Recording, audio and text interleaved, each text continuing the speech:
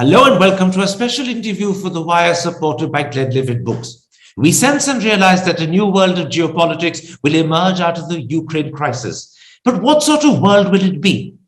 That's the key issue I shall explore today with Professor of History and International Relations at Ashoka University and a Senior Fellow of the Carnegie Endowment for International Peace, Srinath Raghavan. Professor Raghavan, I want to talk to you about the new world of geopolitics that will emerge out of the Ukraine crisis. But first, are we seeing a new Cold War, perhaps framed by President Biden's view of a global contest between democracies and autocracies, which pits Russia and China on one side against Europe and America on the other?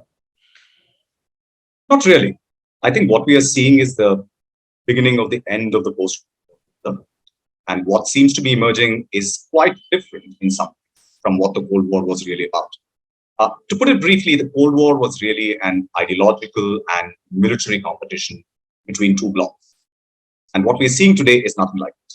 In the first instance, the Cold War was a competition between liberal capitalism and communism, both of which represented completely alternative ways of organizing your economy, society, and politics.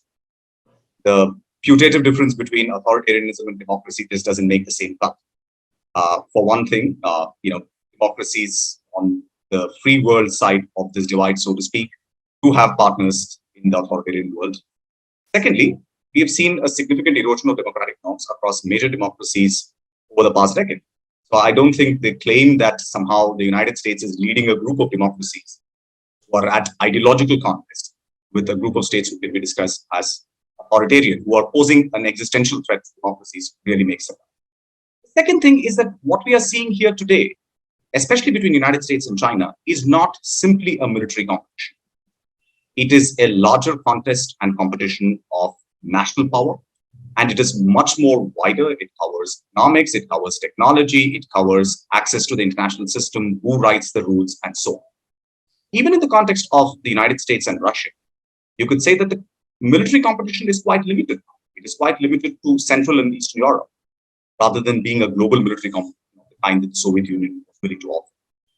And finally, I'd say that the idea that there are two tight blocks, as it was in the first phase of the Cold War, particularly, simply does not exist any longer. The United States, of course, has its alliances in East Asia. It has the NATO in the context of Western Europe, which now also absorb other countries in Eastern Europe. But fact is that on the other side, you do not see a clear Warsaw Pact type alliance system at all. The Russians hardly have any allies, apart from a few Central Asian and former Soviet Union states. The Chinese hardly have anything approaching an alliance system. They have some kind of a relationship with countries like North Korea, Pakistan, and Russia. But does that amount to a Cold War style alliance, a bloc? I don't think so. Let's then look at the strength of the groupings, I won't call them alliances any longer, that have emerged on either side of this divide. We know the economic strength and military strength of Europe and America. How strong is the China-Russia alliance? It stretches from the Arctic to the Himalayas, from the borders of Eastern Europe all the way to Vladivostok, and that is a huge land mass. Is that, in a sense, its real strength? Well, at some level, the China-Russia relationship and the emerging contours of it are important, precisely because it spans Eurasia, as you're saying. So at some level, in a geopolitical sense, it is an important development. But again, dig a little deeper, and it's not very clear to me that China and Russia can be considered allies in any straightforward sense. I think what brings them together now, and has brought them together since at least over the last decade, is a perceived hostility on the part of the United States towards each of them. Both of them are joint in their belief that the United States is out to contain, if not overthrow, their domestic systems altogether. And I think it's that common concern about American hegemony, which is what brings China and Russia together. That still leaves the question of saying, what is the positive scope of cooperation between the two of them? Does that approach something like an alliance system? Again, not really. In the olden days of the Cold War, in the 1950s, for instance, Soviet Union provided extraordinary technical and economic assistance to China and helped China really industrialize. Modern China, in some ways, owes a deep debt of gratitude to the Soviet Union and its assistance in the 1950s. But the economic relationship between Russia and China today is nothing like that. Both of them are parts of one globalized economic system. China, of course, is much more plugged in and benefits a great deal more. Russia is a commodity superpower and has certain kinds of relationships with the economy, but it is not clear that there is a great degree of economic complementarity, let alone a common economic project, which they see as an alternative to the US-led system, which is exactly what communism in the 1950s seemed to stand. So I think we should be careful about, overstating the case of convergence between China and Russia. That convergence is primarily on the external factor of who is perceived as the hegemon and what that hegemon's project is. But I think beyond that, there are many gaps, even in very practical terms. I mean, if you just look at the last 30 years, wherever Russia has receded and given space, especially in the Eurasian sort of context, it's China which is walking. So in a very real sense, I don't think it's useful for us to think about these as being complementary. There is a broader concern in some ways that Russia has become some kind of a subordinate ally to China. I think that again ignores the history of both Russian and Chinese cooperation as well as competition and conflict in the 20th century. I don't think Russia wants to see itself as a second-order vassal of the Chinese state. They do think that there is some geopolitical benefit to be obtained at this particular juncture by working with China. But there are going to be differences between the two of them as well. If it's only their common attitude to America that has brought them together, and they are not allies in any conventional sense of the term, then let me ask, how far will Chinese support for Russia go at this point? In its UN statements, China has made clear that it respects the sovereignty and integrity of states. It stands for a rules-based international order. Economically, China is far more linked into the globalized world than Russia, and clearly it would not want to suffer the savage sanctions that Russia is at the moment experiencing.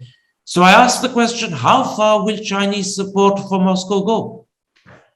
Well, let's look at it in both diplomatic and economic terms. Diplomatically, at least in the UN fora, as you said, the Chinese have abstained from various kinds of resolutions. But at the same time, the Chinese have also begun to show a bit more activity in terms of their own diplomacy.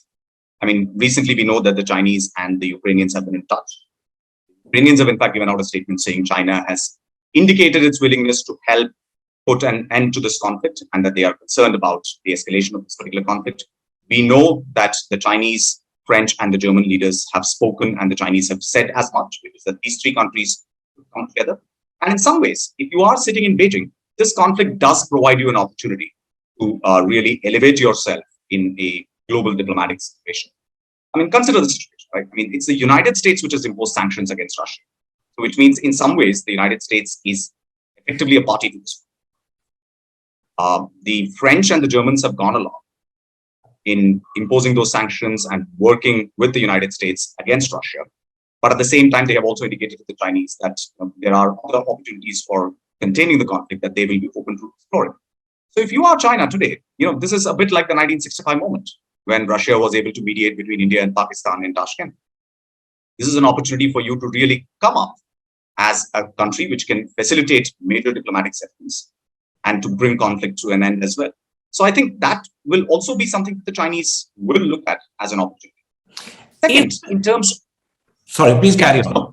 I just wanted to finish the point about the economic dimensions of it, right? Because again, there is a sense that it is very easy for the Russians to just rely on China, and that would provide some kind of a backdoor, if not some limited relief from the sanctions regime, which, as you rightly said, is trouble.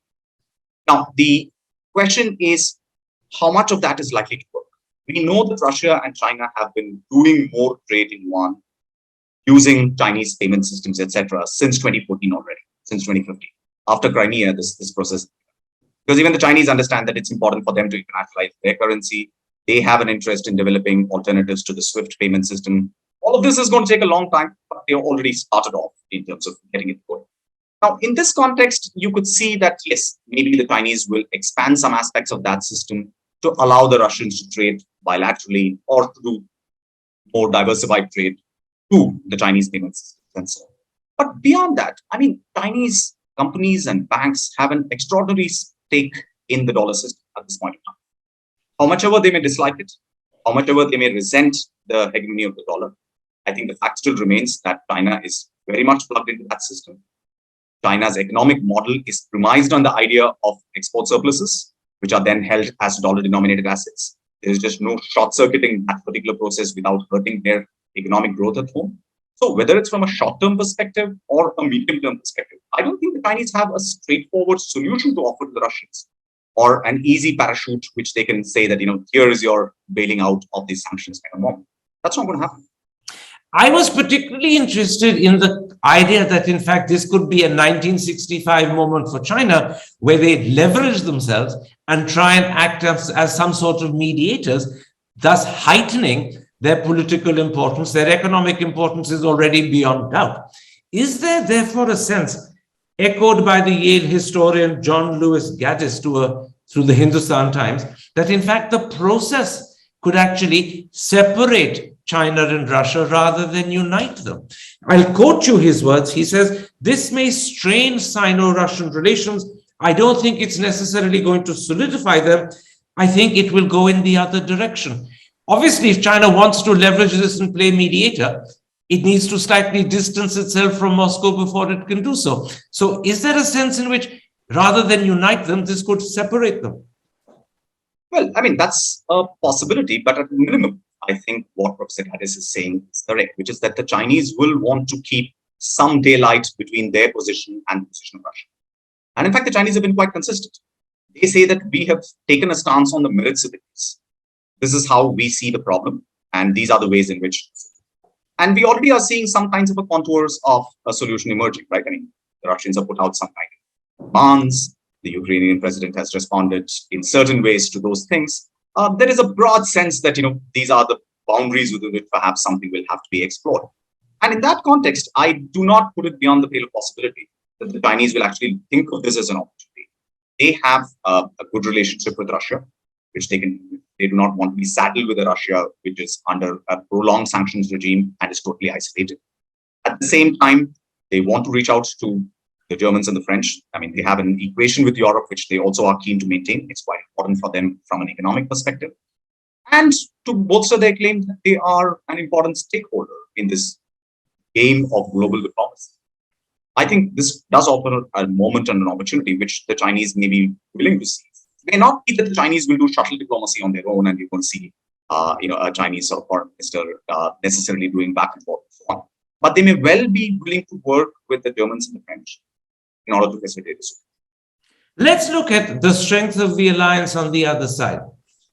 Up front and prima facie, Europe and America look completely united. But now that the United States has announced that it will be imposing oil and gas sanctions, clearly Europe is not going to follow suit. Those sanctions would hurt Germany, they would hurt Italy, they cause very little pain in America. Could this produce strains in the alliance? Could this produce differences in the alliance? Well, at this point of time, the one thing that the Russian attack on Ukraine has done is to give a degree of salience to NATO and the transatlantic alliance, which was seen as on the wane, certainly over many years. The Trump era, of course, was a parenthesis in a sense that Trump was quite actively critical of NATO partners not being willing to step up and share more of the burden, etc. But I think even otherwise, the kind of shared solidarity and political coming together that we see amongst the transatlantic allies is something quite, interesting at this moment. So I think in the first instance, the alliance has actually received a shot in the arm in terms of what's done. But as you're rightly saying, that does not mean that there will not be differences in terms of how the Europeans and even within Europe, certain countries think about the relationship in the context of this. We have already seen that there have been concerns about saying initially that yes, we'd supply some kinds of weapon systems like fighter planes to Ukraine, and then there has been a backpedaling there. Naturally, every country has to think about its own interests in this context. Oil, energy, gas supplies are, as you're saying, a particularly sort of sore point in terms of the German and the Italian and others' consideration about how to deal with sanctions. There may well be more pressure from the United States on these countries on this front. And if the war continues for long, we may well see that, they will have to follow suit in some directions. But that's not going to be something that they will want to do willingly. And invariably, it will lead to different sets of concerns and considerations about how to end this conflict and on what terms to push. Which is why I think that there will be an interest on the part of Germany and France to take the lead as they did after the Ukraine war of 2014 to try and be on the table to ensure some kind of settlement between Russia and Ukraine. What about the burden of Ukrainian refugees, which is going to fall almost entirely on Europe and not America? And within Europe, it will fall disproportionately on the Ukraine's neighbors, and very little of that burden will be shared by Britain, by France, by Germany. Indeed, there is even criticism in Britain about the very slow response of the Boris Johnson government in accepting refugees. Could that also create strains in the alliance? Because we're talking of possibly 4 million refugees. We already have 2 million today. No, absolutely. I think that's going to be a very important question. It will have all kinds of consequences because we already know that there is a considerable degree of anti-immigrant sentiment in practically every Western European state. Somewhere along the political spectrum, there are significant voices which believe that immigration is a major threat to Europe. Now, that may well be in the case of immigrants coming from Africa or Middle East and so on, more so because of other considerations of ethnicity, religion, race, etc. But even in this context, there are going to be practical considerations. And if the numbers are, as you're rightly suggesting, anywhere between 2 to 4 million, without a clear prospect of those refugees being able to go back to their homes in Ukraine in any short order, then the economic burden on these countries will also be high. So there will be demands for at least economic burden sharing, if not, a sort of wider sharing in terms of more easy access for these refugees to move westwards to other countries. So I think, yeah, that's going to be definitely an issue, which will be a hot button issue. I think once the initial moment of solidarity, etc., passes, and there are longer term problems to contend with, all of these things will come. Let's come to some very important developments that have happened that may not be getting the attention they deserve. To begin with, Germany has dramatically cast aside its post-Second World War reluctance to play a military role. It's now sending substantial military equipment to Ukraine. More importantly, it's very substantially increased its own defense expenditure. And these are decisions taken by an alliance government that includes the Social Democrats, who were the architects of Ostpolitik, and the Greens, who traditionally are not great spenders in terms of the military. How important and significant a development is this? I think it's definitely a significant development. As I said, this attack has done more than anything else to solidify the transatlantic alliance in a defense and security context in a way that nothing really has done since then. Because, either to all the other stuff like NATO in the context of the Balkans, Serbia, Kosovo, etc., was more about what should be done as opposed to what has to be done and cannot be avoided. Right? So this is a serious security dilemma for Western Europe, which has to be addressed in significant ways. But at the same time, I will not hold my breath about what is going to happen in practical terms. For the simple reason that, even back in 2004, a German government announced that they would spend more than 2% of GDP for defense. There have been lots of plans for a European sort of defense system, what its relationship with NATO should be. There is a long history to these. I am pretty sure that the Russian invasion of Ukraine is going to give a fillip. It's going to make those debates much more serious and put the issue on the map. But at the same time, I think it is going to be very difficult for Europeans to change course from what they've been doing over the last 75 years and start thinking seriously about building military capabilities, which will help them deal with these kinds of situations more honestly. I think that's going to be difficult. Secondly, if you are a European leader today, I think you will also be thinking about what is going to happen in the United States, say in the year 2024. After all, the Republican Party is still in hock to Mr. Trump and his ideas. And those ideas, as we know, are all about saying that it's America first and that we are happy to sort of protect others, but they have to, pay more than their fair share of whatever needs to be done, etc. And it is not very clear that Europeans today can be absolutely sure about where the United States will stand, even 2 or 3 years from now. There are going to be midterm elections happening in the Congress later this year. And then there's another presidential election coming up in 2024. And it is by no means a foregone conclusion that the America First sentiment will not find a resurgence. And I don't think the Europeans can be so sure. This is very interesting. Just as at the start of this interview, you indicated You don't share the emerging belief that there is a new Cold War happening.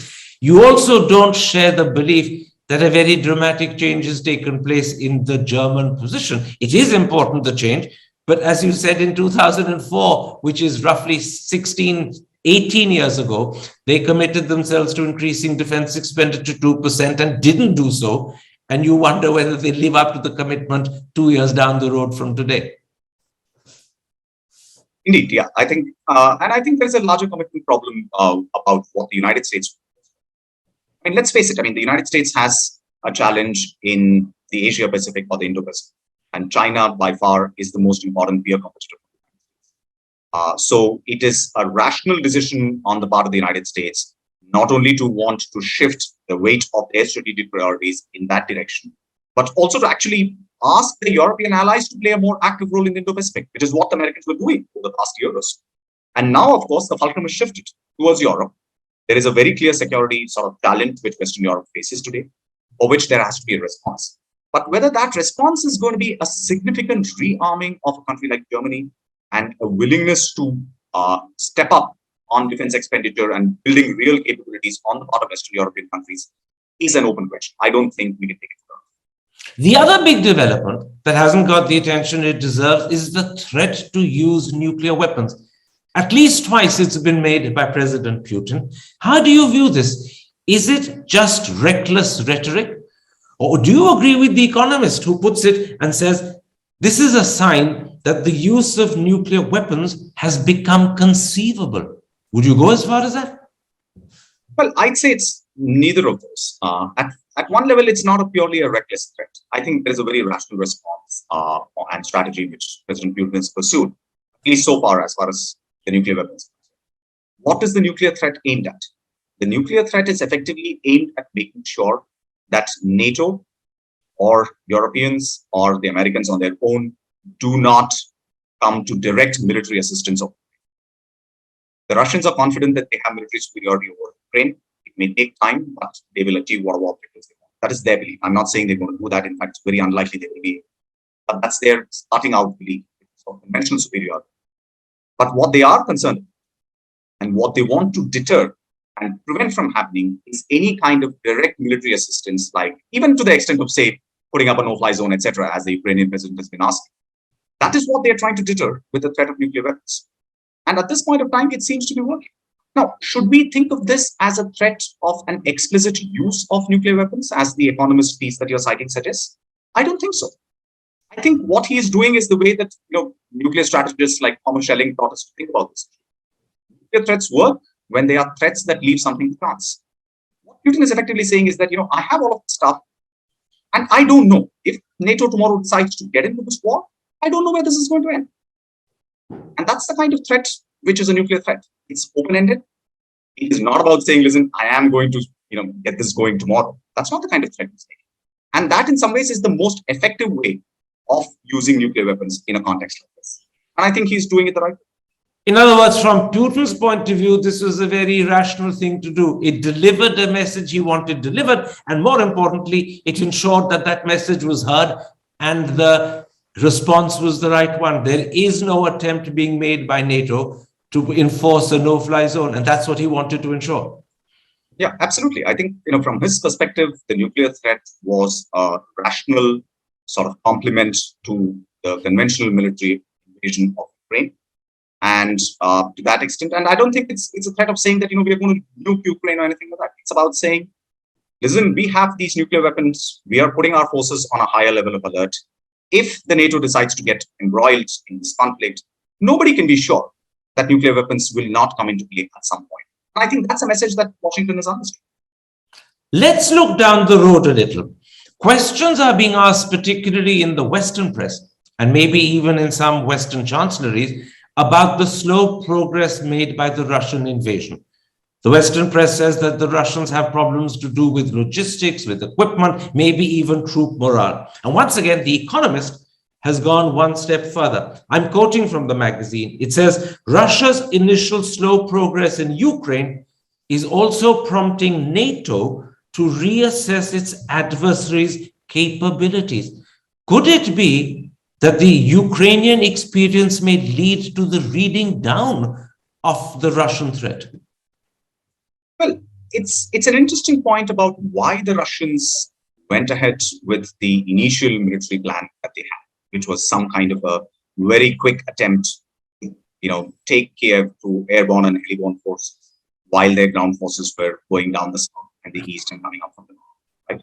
Right? Like most military plans, it seems to have been based on a very high level of overconfidence, a sense that the adversary was weak. This is fairly common in the way that military planning happens, which is why there's a famous quote by General von Moltke of the Russian General Staff, who said that no plan will survive first contact with enemy, right?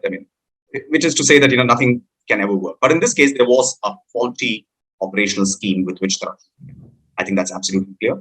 And the Ukrainians were very capable in thwarting that. And that has in turn created all other kinds of operational logistical constraints for the Russians. Now, that does not mean that the Russians will not, if they have the time, bring their military superiority to bear. I think the Ukrainians know that, which is why President Zelensky is asking for greater degrees of NATO help, including no-fly zones, etc. At some point, I think the Russian superiority will come to bear. But let's bear in mind, no war is going to end with a complete sort of victory and attainment of objectives on the one side, and a complete defeat and a total sort of lack of options on the other. There are very few wars which end on those kinds of binary terms. I think the conclusion of the war will be some kind of an agreement, which will be some kind of a middle way acceptable to both parties between what they had sought out to obtain right at the beginning of the war. But a quick follow-up, is therefore NATO right and justified in reassessing its adversaries' capabilities, or is that a little rash at this stage? Well, the Russians still remain fairly strong in their overall military capabilities. But in terms of their operational capabilities, yes, I think this does raise interesting questions. And it's not just NATO who's going to be assessing. I think even the Chinese will be looking at what the Russian military has done and drawing appropriate lessons about what it means to do these kinds of things in the current context. So I think there are lessons to be learned all around. And certainly the Russians have performed so far below par, below expectations in terms of what their own capabilities and the kinds of platforms they have, etc. It'll be interesting to see why is it that they got so wrong in the initial phases. Let's look at the likely outcomes. First of all, if Russia gets bogged down in the Ukraine, won't that lead to Moscow wanting to take action against European countries that are arming and assisting the Ukrainian resistance? And if that step is taken, won't it lead to a wider European conflict, which conceivably could easily bring in the Americans as well? Well, one can imagine all kinds of scenarios of escalation and so on, right? But to me, it seems that at this point in time, the primary response on the part of the West, NATO and Europe, has been twofold. The first is the imposition of very serious and draconian sanctions.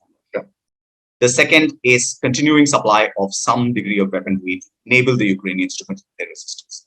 Now, my own reading is that the latter will only delay the inevitable kind of blunting of Ukrainian military power.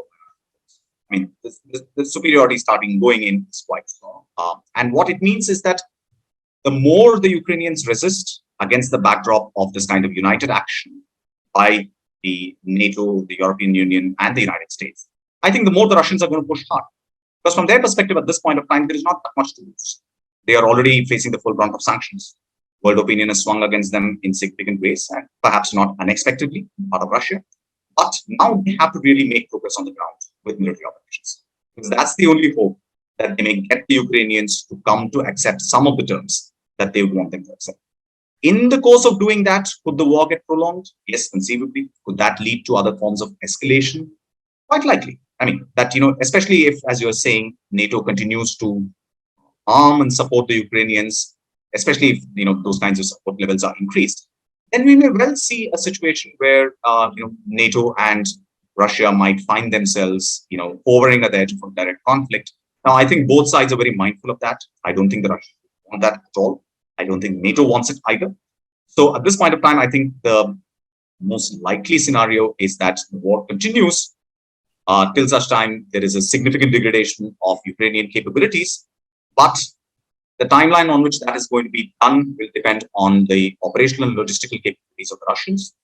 And it seems to me that in the meantime, we're going to see some significant levels of international diplomatic activity kicking in, which will lead to some kind of settlement. But you don't see that this is going to become a second Afghanistan for Russia.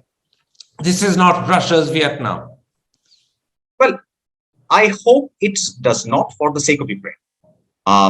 And I hope that the United States and Europe will be mindful of Ukrainian interests in China. I mean, let's face it, Ukraine is a large country with borders, not only Russia, but also borders Western Europe.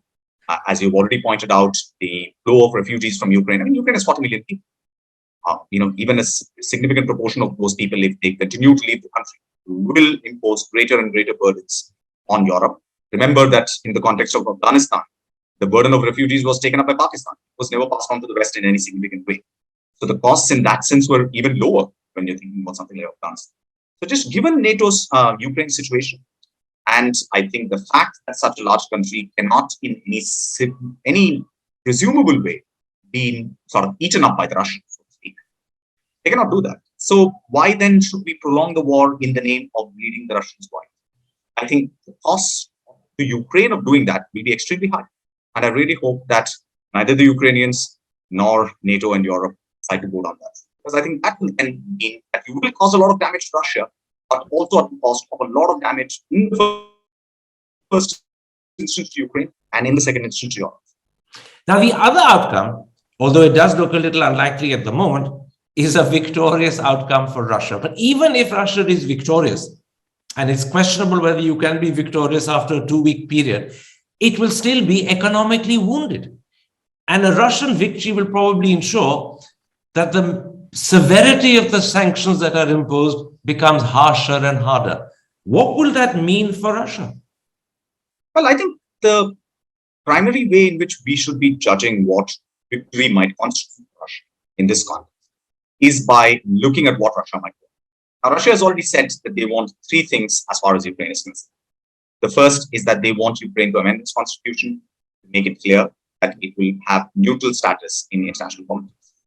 Second, that they want to recognize the Russian-speaking sort of republics of Donetsk and Luhansk as independent territories. Third, to recognize Russian sovereignty over Crimea. Now, the fourth and perhaps most important in some ways, development coming out of not what the Russians had by way of objectives going in, but as a necessary consequence of this conflict, is the lifting of the extraordinary sanctions which have been imposed on them.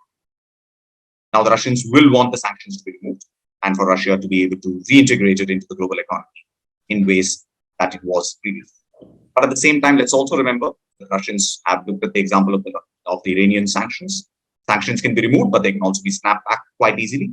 So the Russians will want some kind of significant guarantees that the sanctions regimes will not sort of be thrown at their face once again if things do not work. So these are the 4 things that the Russians want. Now, are they likely to get any of these? It does not seem to me that even the Russians will believe that they can get their maximum. As you were saying, the military operations, had they progressed in some kind of a blitzkrieg fashion, whereby Kiev had been sort of, taken immediately the first week of the war and Zelensky had fled and you could have installed some other kind of a regime.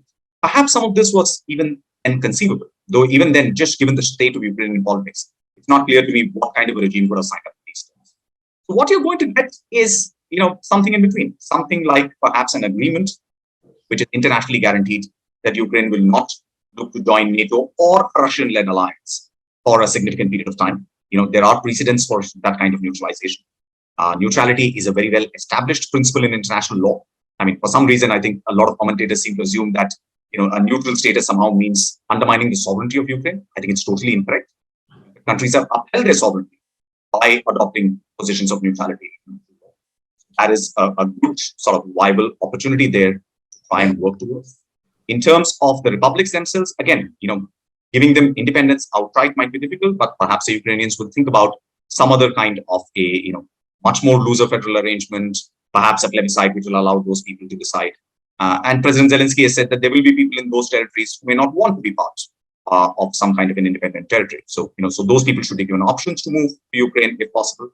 And the last question is that of Crimea. And again, I would say that at this point of time, it's going to be extremely difficult for anyone to give de jure recognition of Russian annexation. Certainly not for any Ukrainian government, certainly not for President Zelensky. So I think what will happen is a continuation of the de facto position that Crimea is part of Russia. So yes, the Russians can get quite a bit out of the situation, but they will not get everything that they want. And I think if they get this much, they should be happy, along with the lifting of sanctions. Do you read the interview that President Zelensky gave to ABC in America yesterday as a sign that he realizes that a way must be found to move towards at least two of the Russian terms, i.e., what happens to the Donbas enclave, and secondly, the rescinding of this commitment to join NATO, which is part of the Ukrainian constitution? And do you see this as the first sign that he realizes he needs to make some movement in that direction? Absolutely. I think that's exactly the way that he's responding. And that is logically the way that you would think that, this is a bargaining situation. Neither side is going to get everything that they started out. Ukraine cannot get what it wants, nor can Russia. The question is, where is the bargain going to be struck? And I think the contours are now reasonably clear.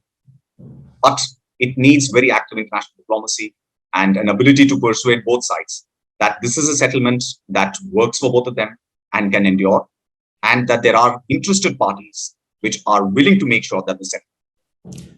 And this presumably is where China could get an opportunity to play a role, because China has excellent relations with Russia, but China also has good relations with Ukraine, which is part of the Chinese Belt and Road Initiative. No European country could mediate because Russia wouldn't accept it. America couldn't because Russia wouldn't accept it. But China may well be acceptable to the Ukraine. And of course, we know China is acceptable to Russia. Yeah, absolutely. I think, that's precisely why I think countries like China are in a better position at this point, and the United States too, which is why I was talking about the 1965 moment, because that was again a moment when the United States was not in a position, because of its commitment to Vietnam, etc., to really be able to give, a degree of credible mediation and bringing together of a person. But it could. And, Karan, the other day I heard your interview with Ambassador Shivshankar, where he was saying that even India could be potentially doing some of this stuff. So I would say that, it's unlikely that the Chinese will do it solo. There may well be a broader set of countries which have to come together. And I don't see why India should not think that this is an opportunity for India also to leverage its relationship with Russia and the importance of its relationship with Ukraine. And the fact that it has not committed itself to red letter positions in the United Nations Security Council to be able to actually help with this kind of active diplomacy. I'm not saying India can take the lead, but I don't see why India should think that this is not a situation which creates some diplomatic opening for its own activity as well. There will be two thoughts that arise in the mind of the audience that I'd like to put to you before I end the interview. The first is to do with China. Do you think it seems that China could emerge as the big gainer from this crisis? Its political leverage, its moment to mediate, its economic resilience ensured because now Russia is dependent upon it. And in Western eyes, if China does mediate, it will be very hard to deny China the credit for that political intervention. Well, I don't think the Chinese are necessarily going to emerge as great beneficiaries. I think they can definitely improve their international standing, especially after their positions in the UN Security Council, by playing a more active role. But as I said, it's very unlikely, at least to me, it doesn't seem very plausible at this point, that the Chinese will do it all by themselves. They may well want to be part of a broader group of countries which does these things. And there are precedents, there's North Korea, there's Iran, there have been various kinds of precedents where groups of countries have helped to broker various kinds of agreements and so on. Now, the second thing is that, if you are China today, I think you will be taking this entire conflict extremely seriously. Not so much for the immediate consequences, but what it means for China itself. I think what this conflict has shown is A, do not underestimate the United States and the West. They still have enough levers in terms of power, especially over the world economy, which is very significant. And I think by showing all the cards and the hand that they can wield, the fact that the central bank reserves of a G20 country could be effectively sort of taken away. I mean, that is sovereign wealth. This is a direct attack on the sovereignty of a G20 country. If those kinds of measures could be taken up, then I think China should be thinking very hard about what its position in the international economy is and how that comports with its ambitions vis-a-vis Taiwan, with South China Sea, and all other kinds of revisionist projects that we may have. The second thing is that, the PLA is a militarily less capable force than the Russian army and the Russian military. The Russian military is militarily stronger. than the PLA, is more capable. And if the Russians have found it difficult to coordinate these kinds of large-scale activities and to be able to sort of push ahead, then the Chinese, once again, I think, will be reassessing their own military capabilities and the kinds of operational concepts that they have very significant. Because they have even greater challenges. I mean, they have to wage amphibious operations if it's Taiwan or any other part of South China Sea, etc. So I think that if you are China today, you're going to be taking this very seriously, because what it tells you is that it is not easy to challenge the US network. However unpalatable that may be to you, the fact still remains that I think it should inject a dose of realism in President Xi Jinping and his group about what China's real capabilities are, and it should hopefully tell them that they need more time to build up alternatives to the American-dominated financial systems. Those alternatives will never be complete, but at least you need significant alternatives. You need significant development of your military capability before you can challenge a United States-led alliance of any kind in Asia. I think if you're China, you're going to be taking these lessons very seriously. My last question, how secure is Putin's position today? It's an interesting one. And I think there's been a lot of discussion about whether this current conflict and so on can actually end up damaging Putin in the short run. So let's look at it two ways, right? The first thing is there are people who believe that this is actually going to rejuvenate Russian nationalism. Now, I actually disagree with that position, because I believe as a historian that Russian nationalism is not a particularly strong historical force.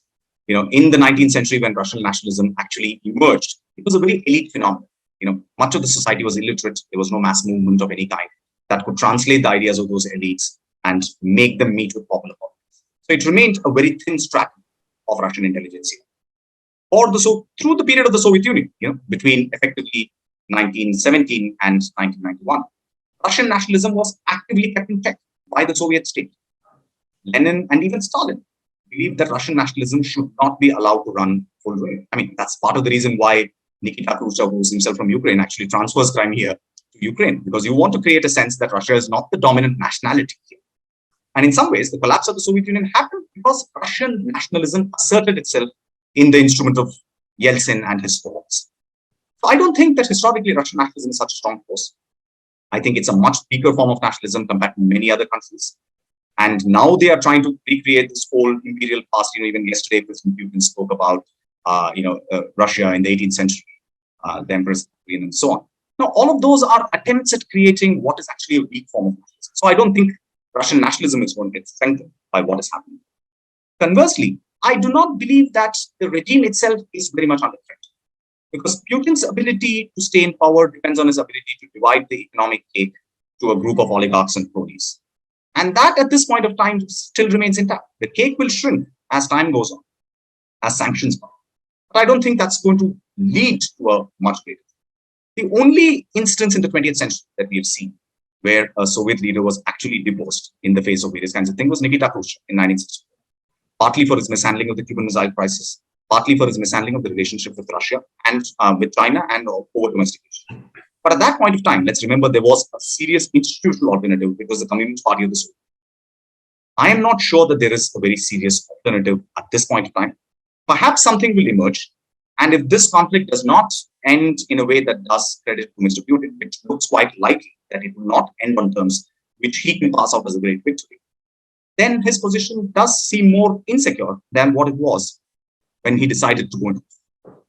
So he'll be weaker and more insecure, but he will not be removed. That's what you're suggesting. I don't think removing him is something that is a likely alternative at this point. I think he has enough resources to hang on to power. But at the same time, I think it will be a weakened Putin.